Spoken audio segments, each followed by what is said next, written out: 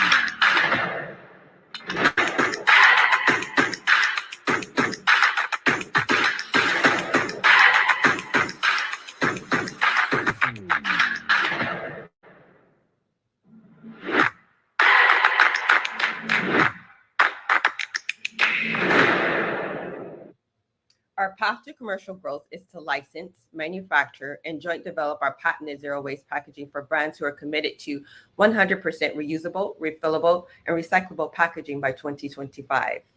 ReCIRC currently has traction with a few major brands committed to adopting sustainable packaging, along with the letter of intent from Imperfect Foods for their new personal care line. We self-executed our approved utility patent, which we hold within the US and in 9 international territories, along with 20 plus international patents pending. We are seeking an investment of $1.5 million in a convertible note at a $6 million valuation to arrive at a cost-effective tooling design for mainstream packaging manufacturers to easily adopt and make ReCIRC the new industry standard for off-the-shelf circular packaging, along with fulfilling our current brand interest and letter of intent from Imperfect Foods. Thank you for your time, and we'll pause now for questions. Thank you all for our presentation. Great, welcome. All right, I'll Thank kick it you over. guys. Melissa, I was going to kick it over to you first. I'd love to hear your thoughts. Perfect. Thanks so much for that. I think, first of all, you're on to something really great. Packaging is clearly a huge issue. As a former brand manager myself, I was always thinking about it. So really thrilled to see you addressing this problem. As you look around, and I think this space is certainly a rising tide lifts all boats scenario, but there are competitors out there like Loop and TerraCycle. Have you looked at those, and what would you say your key points of difference are versus those other players? So with Loop and TerraCycle, we've actually approached Tom Zaki about our packaging itself, because with their packaging designs, they have an excellent model, but theirs make it even harder for consumers to access the last drop because you can't cut open their stainless steel or glass bottles. So what we presented to them was the option of allowing ReCIRC technology to be incorporated into the packaging for consumers to then not be even doubly frustrated to be able to get the last drop out. Because our concern with their model is that even though they're reducing waste by having reusable bottles, those bottles that are being sent back into them, what's happening with that waste that's left inside, and how are they disposed of that?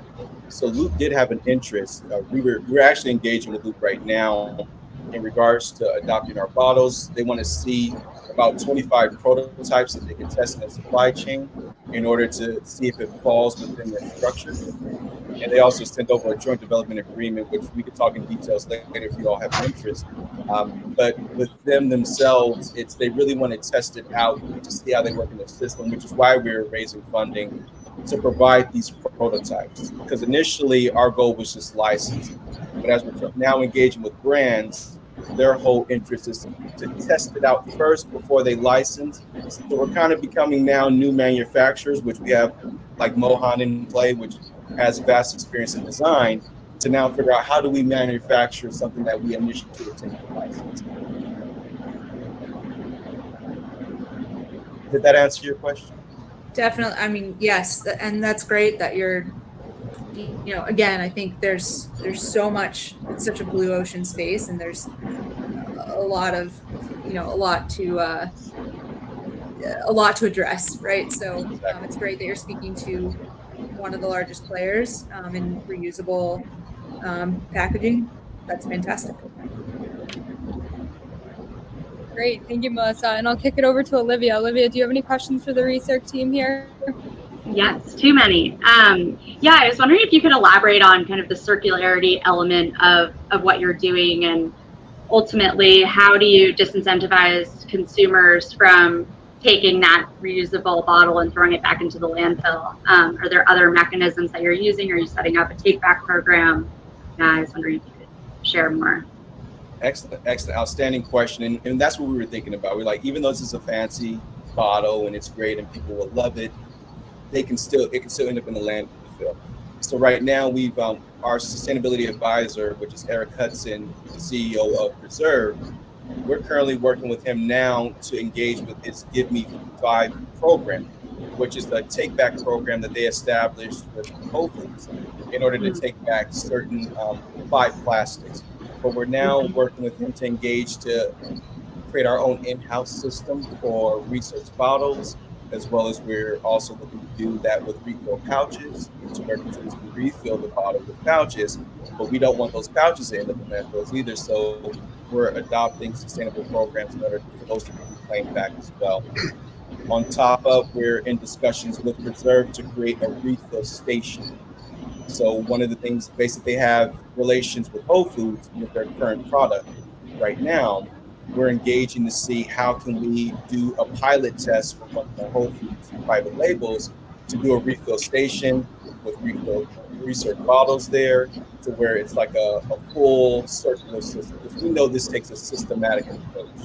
And I think Melissa said this well, you want to bring products to market that are as simple as breathing. So we want it to where consumers can easily adopt this at their convenience while getting a win-win experience of accessing that last drop of water. Sebastian, just Sebastian, just adding the fact that our product will be made with 100% recyclable materials. Thank you for that, Ryan. Sebastian. Oh, sorry, go ahead. Sorry. Olivia, go ahead. It was your question. I'll jump in. I was just going to piggyback on that and ask about pricing and how do you remain price competitive with, if you're selling to a Unilever, their unit economics on that bottle of shampoo are really strong. So how do you not eat into their margin, or how are you kind of making that sale to these massive Fortune 500 companies that are very, very price sensitive, where petroplastics are incredibly cheap to produce? Can you just share more about pricing and kind of how you're making that sale? Excellent. No, that's an excellent question. And what we find is that we don't fall into the regular consumer product bottle. We fall into the reusable bottle that's currently on the market right now. All of us have those glass bottles or those ceramic bottles that we have in our homes today that we pay between $8 to even $24 on. Pottery Barn has this $59 matte black bottle. So we see ourselves kind of falling within the premium bottle sector, to where the cost of a bottle like this can probably be, we can get it at a small astronomical, well, I guess I'll answer the question like this. Our utility patent can be any shape, design, or features. And one of the quotes that we got from a basic design, it looked bulky, but it was at 67 cents per unit at $180,000 tool. But that, like me and Mohan was discussing it, that this may not be like the most quality version of the bottle, but it can be one of those price sensitive bottles that if it's being reused after those 100 or 50 to 100 uses, the bottle ends up paying for itself from a retailer's perspective. However, if we go from a more premium standpoint, and this bottle then becomes like a $2, $3 per unit, but yet it's selling for $16 to $24, then the margins can be substantial. I hope that answers. On that note, we're also looking at more renewable materials, not just recycled plastic. We can bring this format into ceramic and glass and other materials. That will not be as big of an issue on the landfill side, when at the end of the life, or people will tend to hang on to this longer. So this is just the starting format as to how we can accomplish this in plastic, but then it just endless options of materials at premium price is something we're looking at concurrently. Great. So we have about 2 minutes left here, and we do have one question from the audience. Melissa or Olivia, do you have any conclusory questions for the ReCIRC team? I'll let you jump into the audience's questions, and as Olivia said, we could ask you guys questions all day long. So I look forward to it. Let's schedule something after this, and we can have some fun. Sounds great. Great. So one question from the audience here. Andy says, it sounds like you are all open arms for partnerships. He would love to hear from y'all how you approach partnerships to stay focused on your mission and long-term business growth strategy. Excellent. No, thank you for that question, Andy. And how we approach partnerships is through licensing, manufacturing, or joint development. So either of those factors can come into play, where, but our definitely interest is with licensing and joint development. Great. And I guess just to close things. Was there another part to that question? He said something about the mission. Yeah. Just how do you all stay focused on your mission and long-term growth strategy as you approach partnership? We have one more in here. And how will your packaging change the consumer's behavior? So it actually enhances the consumer's experience and changes their behavior by a lot of consumers don't know that even the most recyclable materials can end up in the landfill with just 10 to 12% of content remaining in it. So if you have one of your 100% recyclable bottles, you think you're doing a good job by recycling, which you are. But if you still have 10 to 12% of lotion or ketchup or conditioner in it, that bottle then ends up in the landfill. Or if that bottle gets tossed in with other recyclable materials, it can contaminate those bottles as well, to where all those bottles end up in the landfill. So by one, appealing to consumers' desires to get all of their content, that appeals to their self-interest. They got all their content out, they're not going to waste it. But now they recycle it. They had actually done the waste management service a great service by now cleaning out everything within the bottle to now properly recycle it. So now you don't have to water down, you don't have to shake it up, you don't have to try to clean it out. Do it by your own self-interest to get the last drop. Great. Well, that just about wraps up our time here. Thank you so much, ReCIRC team. I look forward to following up and learning more.